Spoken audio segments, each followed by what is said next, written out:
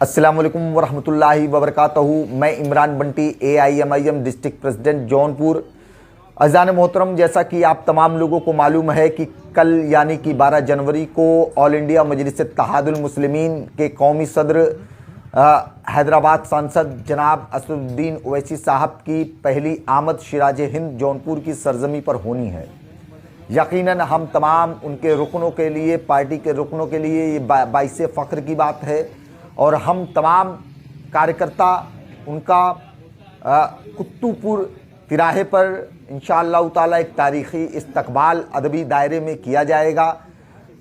उसके बाद बैरिस्टर असदुद्दीन ओवैसी साहब का काफ़िला पूर्वांचल यूनिवर्सिटी होते हुए, गुरैनी बाज़ार होते हुए, खेतासराय से माहुल जनाब शौकत अली साहब जो कि हमारे सूबाई सदर मोहतरम हैं, उनके घर पर बैरिस्टर असदुद्दीन ओवैसी साहब पहुँचेंगे।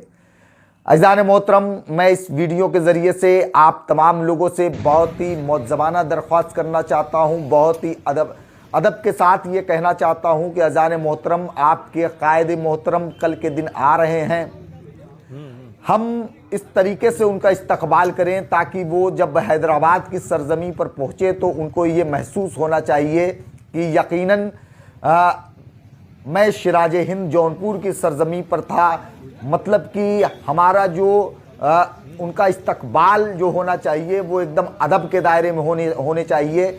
और दूसरी चीज़ कि उनका जो काफ़िला रहेगा उस काफ़िले के अंदर किसी भी तरीके की मोटरसाइकिल वगैरह नहीं रहेगी, क्योंकि उसके लिए यहाँ के पुलिस प्रशासन ने भी सख्ती से मना किया है, आप तमाम लोगों को मालूम है। और जब मोटरसाइकिलें वगैरह रहेंगी तो जाहिर सी बात है कि उसमें कैजुअल्टीज़ भी हो सकती हैं और पुलिस इस पर कार्रवाई भी कर सकती है। तो बराए मेहरबानी मोटरसाइकिल वगैरह कतई ना आप लोग लेकर के आइएगा।